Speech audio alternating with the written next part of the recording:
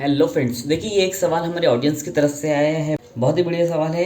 तो यहाँ पर पूछा कुछ इस तरह से गया है। यहाँ पर आपको अल्फ़ा न्यूमेरिक नंबर्स दिए हुए हैं विद सिंबल, यानी कि अल्फ़ा न्यूमेरिक्स मीन्स अल्फ़ाबेट भी हुआ है इसमें, और न्यूमेरिक्स मीन्स नंबर भी हैं, और साइंस एंड सिंबल भी है। जिस तरह से यहाँ पर एट द रेट इस्तेमाल हुआ है और परसेंट की साइन इस्तेमाल हुई है। इसके अलावा यहाँ पर हैश टैग इस्तेमाल हुआ है और बहुत सारी चीज़ें। तो ये अल्फ़ा न्यूमेरिक मिसाल है। इसमें दो टाइप के होते हैं, या तो एक अल्फ़ा न्यूमेरिक होगा या तो आपका सिर्फ ओनली अल्फ़ाबेट होंगे। ठीक है, तो अभी पहले जो है ना, वैसे तो ऐसे सवाल दीगर मुकाबले जाती इम्तिहान में पूछे ही जाते हैं, मगर अक्सर लोग इनको हल करने की ट्रिक नहीं जानते हैं। वजह यह है कि ये कोई क्लास या कोई जमात में थोड़ी ना पढ़ाए जाते हैं। इसी तरह के मुकाबले जाती इम्तिहानात में और दीगर इम्तिहानात की क्लासेस में आपको ये देखने को मिल जाते हैं। तो चलो अभी वीडियो को शुरू करते हैं। हम लोग पहले ये देखते हैं कि इसमें आपको सवाल क्या पूछा गया है। आपको सवाल देखो, यहाँ पर आपको जो देखने को मिल रहा है ना, वो पहले पढ़ते हैं। एक्स है, डब्ल्यू है, तो ये आपका राइट हैंड है, और ये यहाँ पर जो है ये आपका लेफ्ट हैंड है, उल्टा हाथ है। इस चीज़ को याद रखो, है ना। जैसे मान के चलिए ये आपका हाथ है ना, तो ये जो नेल वाले फिंगर है ना, जो नाखून वाला हिस्सा, जो डार्क हिस्सा है, वो आपका लेफ़्ट साइड हो गया, और जो इस साइड का पोर्शन हो गया ये राइट साइड हो गया। इस चीज़ को याद रखो, ये कंसेप्ट अभी आगे हमें बहुत काम आएगी। तो सवाल आपका हम पढ़ रहे थे, हम जो है लेफ्ट साइड से पढ़ के सुनाते हैं पहले आपको। यहाँ पर 2 है, ए है, 4 है, हैश टैग है, 2 है, टी है, LM3@7D परसेंट का सिंबल है, 8 है, 1 है, W है और X है ना।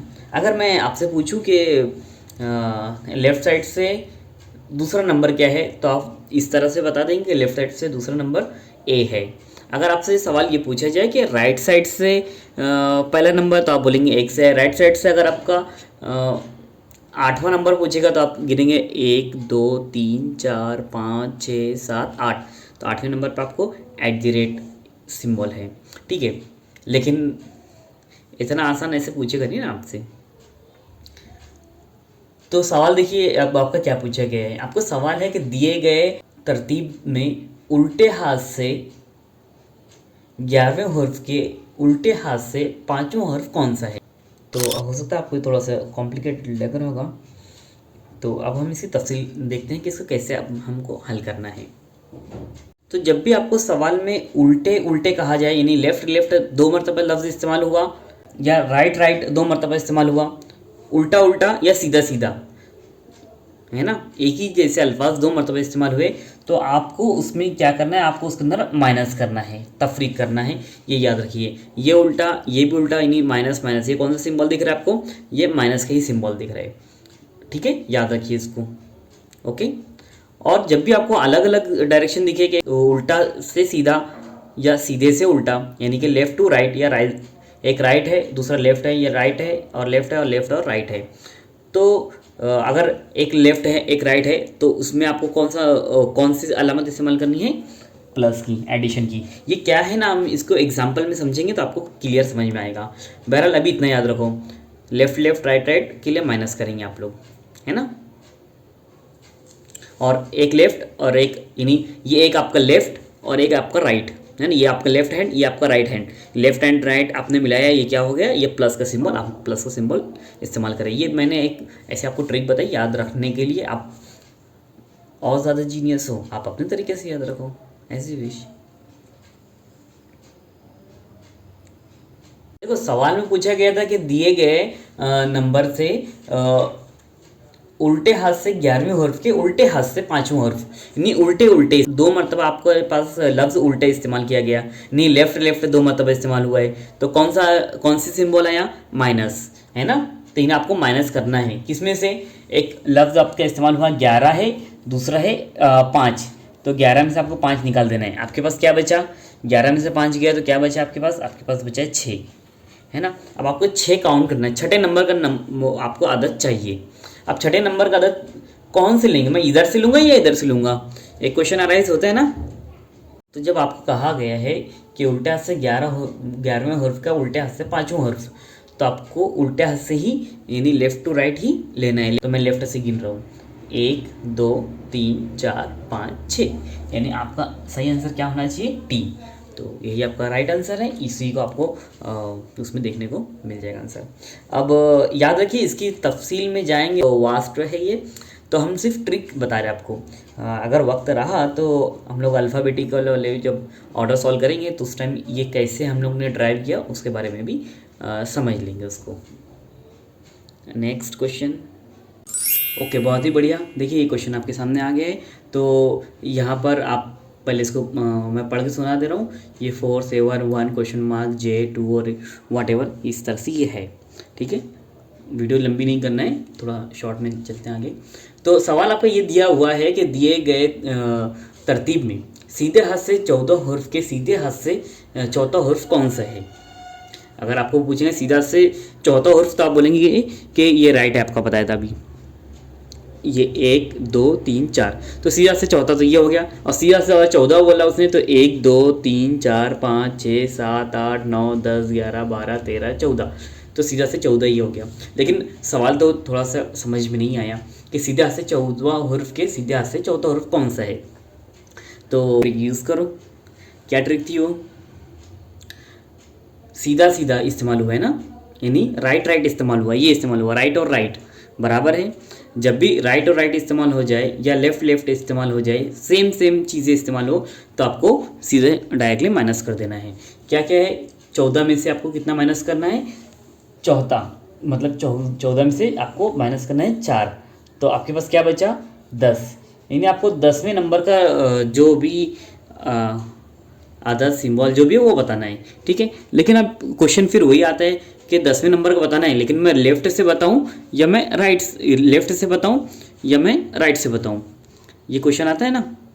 तो अभी आप कहाँ से बताएंगे, सवाल को पढ़ लेते हैं। सीधे हाथ से 14 हर्फ के सीधे हाथ से चौथा हर्फ, यानी आपको कहाँ से बताना है, सीधे हाथ से बताना है। ठीक है, तो ये 10वां नंबर यहाँ से शुरू करेंगे हम लोग, ये राइट है आपका, इधर आते हुए 1 2 3 4 5 6 7 8 9 10, 10वें नंबर पे क्या है, तो आपको हैश दिया हुआ है, ये यही आपका आंसर होगा।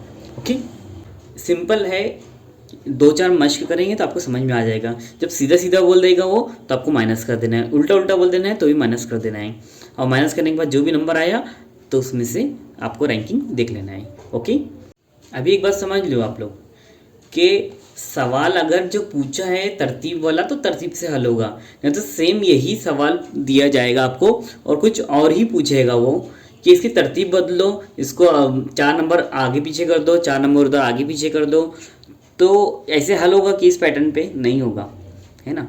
ये जो मैं पैटर्न बता रहा हूँ ये अलग पैटर्न है, इसमें जो है इस तरह से सवाल हल होते हैं, और दूसरा जो है अल्फ़ाबेट वाले क्वेश्चंस इसके अंदर सॉल्व होते हैं।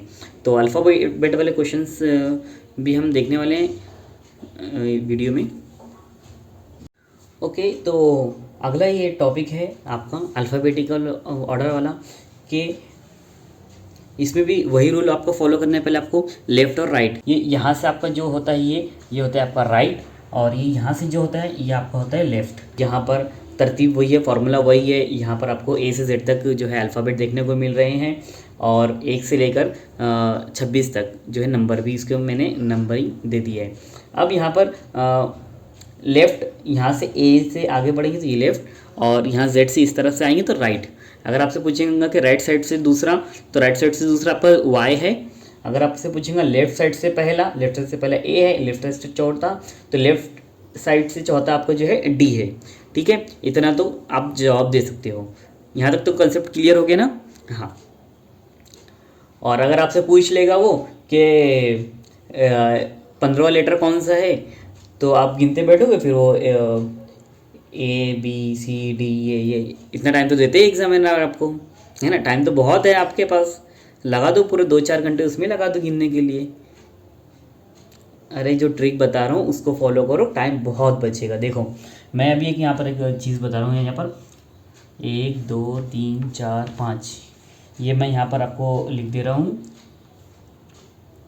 E ये जो ट्रिक दे रहा हूँ ना आपको, इसको याद कर लो। ई जो टी वाली ट्रिक है ना, ये ई जो है 5वें नंबर का, जे है 10वें नंबर का, ओ है 15वें नंबर का, टी है 20वें नंबर का और वाई है 25वें नंबर का।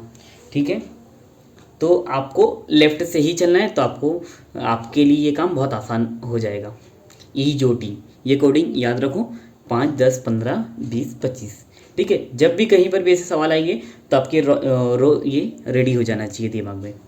हाँ, अगर आपसे पूछेगा कि 5वें नंबर का, तो देखो 5वें नंबर पे ई है, 10वें नंबर पे जे, 15वें नंबर पे ओ।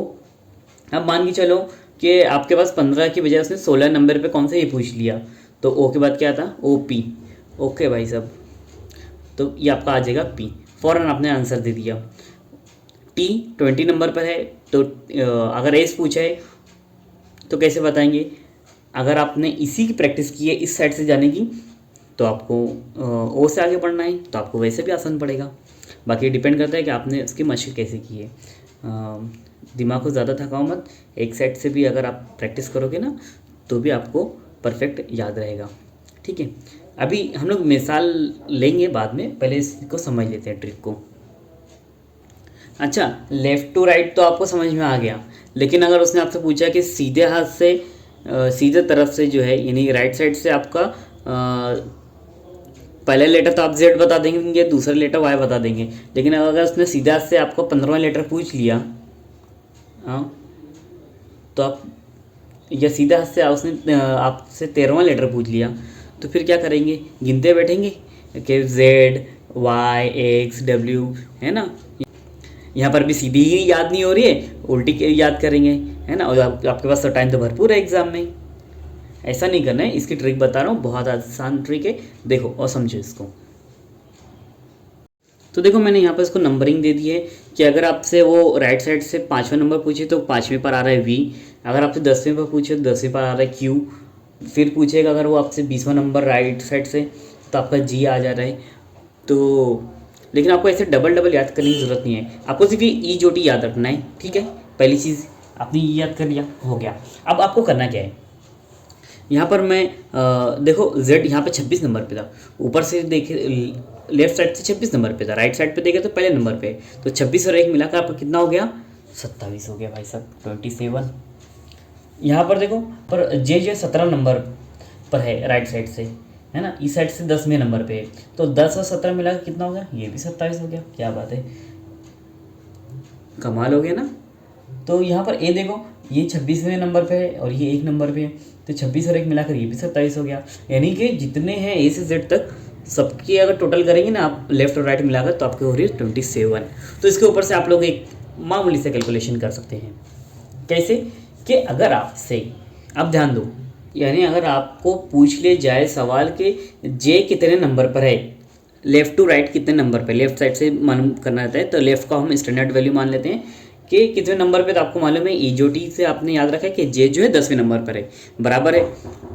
अब अगर आपसे राइट साइड से पूछे तो आपको क्या करना है, 27 में से उसको माइनस कर देना है। तो 27 में से मैं माइनस कर देता हूँ, 10 मैंने माइनस कर दिया, तो ये आपका बच गया 17, यानी कि राइट साइड से कितने नंबर पे होगा, जे 17 नंबर पे होगा।